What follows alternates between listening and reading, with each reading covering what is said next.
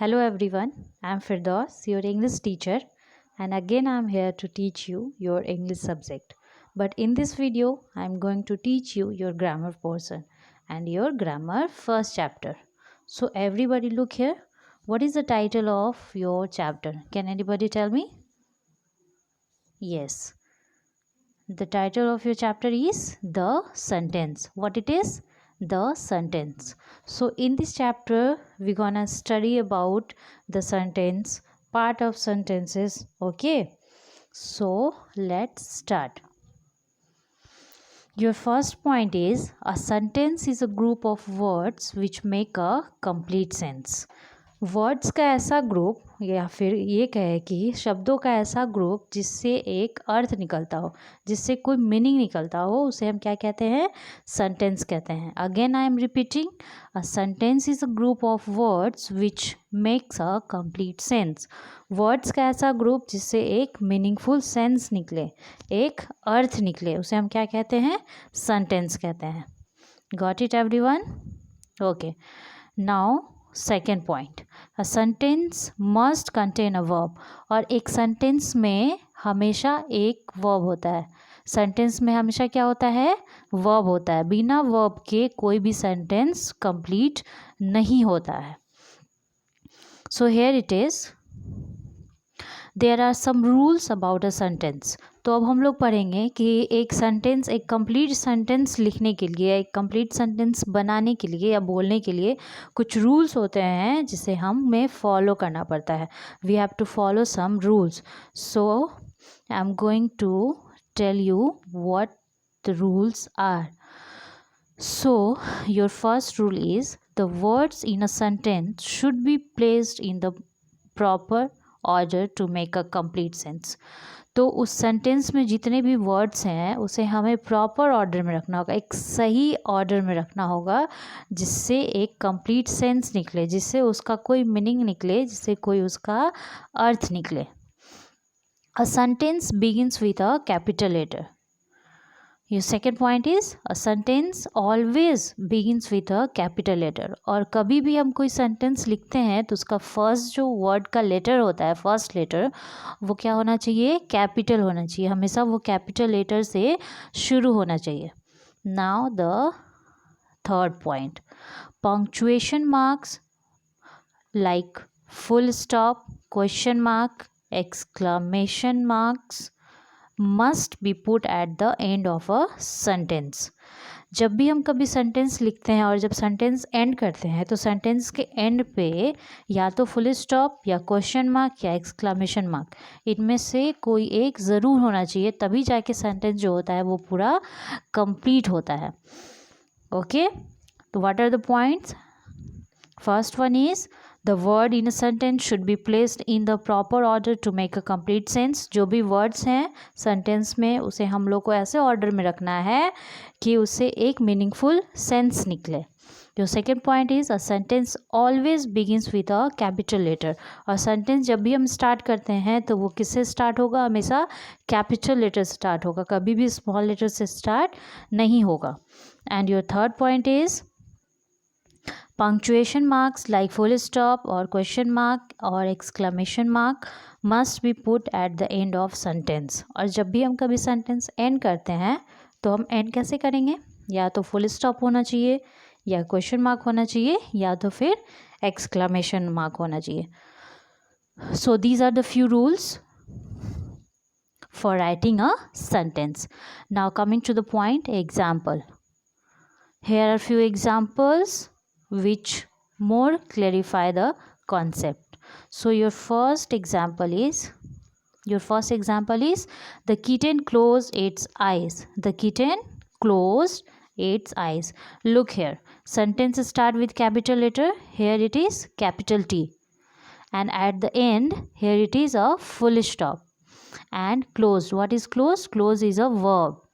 So in a sentence a capital letter is there, a full stop is there, and a verb is there. So it is a complete sentence. What it is? It is a complete sentence. Now coming to the second example. Please speak softly. Please speak softly. Okay, so Please start with capital P. Please start with capital P and speak. What is speak? Speak is verb. Speak is verb. And softly. Softly, after softly, a full stop is there. A full stop is there. So in a sentence, capital is there, capital letter is there, verb is there, and full stop is there. So it is also a complete sentence. Now coming to the third example. Which example? Third example. Archana, your close friend. Is Archana your closest friend? What it is? Is Archana your closest friend? यहाँ पे question कर रहा है कि क्या अर्चना जो है वो तुम्हारी क्लोज फ्रेंड है ना। तो यहाँ पे क्या हो रहा है? I, here I is a capital I. So sentence start with capital letter. Sentence start with capital letter and ends with a question mark. And ends with a question mark. And what is a verb. What is a verb. Is a auxiliary verb. So in this example also a capital letter is there, a verb is there, and a question mark is there. So it is also a complete sentence. Okay. Now the fourth example, the last example. What a grand painting it is. Okay क्या कर रहा है वो? एक painting है जिसकी वो तारीफ कर रहा है. देखिए उसे बहुत अच्छा लग रहा है. So the sentence is what a grand painting it is. So W is capital. So sentence is starting with a capital letter. And is a verb. Is क्या है यहाँ पे? वर्ब है. And at last exclamation mark is there. And exclamation mark is there. So in this sentence also capital letter is there, verb is there, and exclamation mark is there. So it is also a complete sentence. So it is also a complete sentence. Again I am recalling it. A sentence must have full stop, exclamation mark, and a question mark. Okay, got it everyone? Okay, now let's come to the another point, which is a sentence is made of two parts called subject and predicate. Sentence जो है वो कितने parts में बटे हुए हैं? दो parts में बटे हुए हैं. और कौन कौन सा पार्ट है? उसका फर्स्ट पार्ट है उसे हम क्या कहते हैं? सब्जेक्ट. और उसके अंदर पार्ट को क्या कहते हैं? प्रेडिकेट. सो अब हम लोग जानेंगे कि प्रेडिकेट क्या होता है, what is sentence and what is predicate. So see everybody here, a sentence is given here. A lamp shade is broken. What sentence is? A lampshade is broken. Here the lampshade and here is broken. So it is showing that a lampshade is subject. Lampshade जो है वो क्या है? Subject है. और is broken क्या है? Predicate है. Is broken क्या है? Predicate है. Here the lampshade is the subject, as it is the thing about which we are speaking, and what we speak about the subject is broken is the predicate. यहाँ पे lampshade क्या है? जो कि है सब्जेक्ट है. और ये सब्जेक्ट क्यों है? सब्जेक्ट ये इसलिए है क्योंकि इस सेंटेंस में हम इसके बारे में बात कर रहे हैं. सो अगर सेंटेंस में जब हम किसी के बारे में बात कर रहे होते हैं वो क्या हो जाता है? हमारा सब्जेक्ट हो जाता है. और क्या बात कर रहे हैं उसके बारे में वो क्या हो जाता है? उसका प्रेडिकेट हो जाता है. So what is sentence here? The lamp shade is broken. तो यहाँ पे हम किसके बारे में बात कर रहे हैं? लैम्प शेड के बारे में बात कर रहे हैं. किसके बारे में? लैम्प शेड के बारे में. तो द लैम्प शेड क्या हो जाएगा? आपका सब्जेक्ट हो जाएगा. Is broken. क्या बता रहे हैं? उस लैम्प शेड के बारे में बता रहे हैं. ठीक है, तो क्या बता रहे हैं?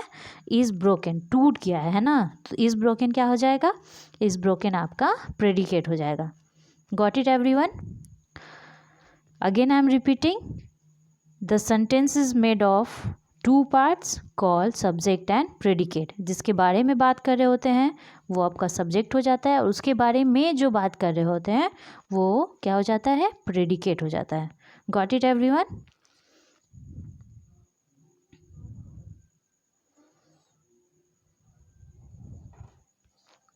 See, here are also few points. So the first point is the subject is the part that names a person, place और थिंग। और सब्जेक्ट क्या होता है, किसी भी सेंटेंस में जो सब्जेक्ट होता है या तो वो पर्सन होता है, प्लेस होता है और थिंग होता है, और इन्हीं सब के बारे में उस सेंटेंस में बात हो रही होती है। And your second point is the predicate is the part that tells you something about the subject. और प्रेडिकेट हम उसे कहते हैं जो कि उस सेंटेंस के सब्जेक्ट के बारे में कुछ ना कुछ बता रहा होता है, तो उसे हम क्या कहते हैं, प्रेडिकेट कहते हैं।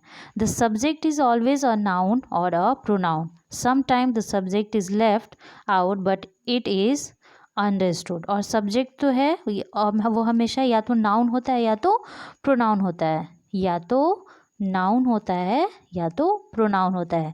और कभी कभी ऐसा भी सेंटेंस होता है जिसमें हम लोग को क्या होता है, देखने से लगता है कि उसमें सब्जेक्ट नहीं है, लेकिन जब आप उस सेंटेंस को पढ़ेंगे उसका जो मीनिंग निकलता है उससे समझ में आपको ऑलरेडी आ जाएगा कि इसमें जो है वो क्या सब्जेक्ट है और क्या प्रेडिकेट है। Here is example, please come in. And another second example is, so your first example, please come in, and your second example is, do not make a noise. In both these sentences the subject is you. Here the subject is implied and not stated. और इन दोनों में क्या है, पढ़ के पता चल रहा है कि इसमें कोई सब्जेक्ट नहीं है, लेकिन जब इसका मीनिंग हम समझ रहे हैं तो हम लोग को समझ में आ जा रहा है कि इसमें क्या है सब्जेक्ट। सो इन दोनों में सब्जेक्ट क्या है, you. Please come in, do not make a noise. Please come in, जैसे कि आप क्लास में एंटर करते हैं, जब आपको एंटर होना होता है तो आप क्या करते हैं, आप परमिशन लेते हैं, या फिर अगर आप खड़े हैं तो आपको टीचर परमिशन लेते हैं तो क्या होता है, टीचर आपको फिर परमिशन देता है, बोलता है यस प्लीज़ कम इन। ठीक है, तो किसको बोलता है, वो आपको बोलता है। ठीक है, तो आप क्या हो गए यहाँ पे, सब्जेक्ट हो गए, इसीलिए यहाँ पे सब्जेक्ट क्या हो गया, यू जो है वो सब्जेक्ट हो गया है। Now this one, please come in actually means you may please come in. A short sentence may have only two words, for example they play. यहाँ पे वही चीज़ समझा रहा है कि प्लीज़ कम इन जो बोल रहे हैं उससे क्या हो रहा है, उसका क्या मीनिंग निकल रहा है, यू मे प्लीज़ कम इन, है ना, यू मे प्लीज़ कम इन। पर हम लोग क्या करते हैं, उसको शॉर्ट में कह देते हैं कि प्लीज़ कम इन, लेकिन वो समझ में आ रहा होता है उस सेंटेंस में कि हम किसी पर्सन को ही अंदर आने के लिए कह रहे हैं। ठीक है, तो उससे क्या पता चलता है कि इस सेंटेंस का जो सब्जेक्ट है वो क्या होगा, यू होगा। So what is written here, a sentence whether it is long or short has a subject and a verb. Sentence चाहे कि लंबा हो या फिर छोटा हो, लेकिन उस सेंटेंस में सब्जेक्ट और वर्ब जो है वो ज़रूर होता है। Everybody got it? Come let's recall. So what is subject, sorry, what is sentence? A sentence is a group of words which make a complete sense. Okay, first point. Second point is how many parts of sentence? So there are two parts of sentence, subject and predicate. Subject and predicate. Okay, so this is your first chapter, the sentence. What it is? The sentence. And I think everybody got it. So your homework is, you have to remember the definition of sentence and parts of sentence. Okay, thank you.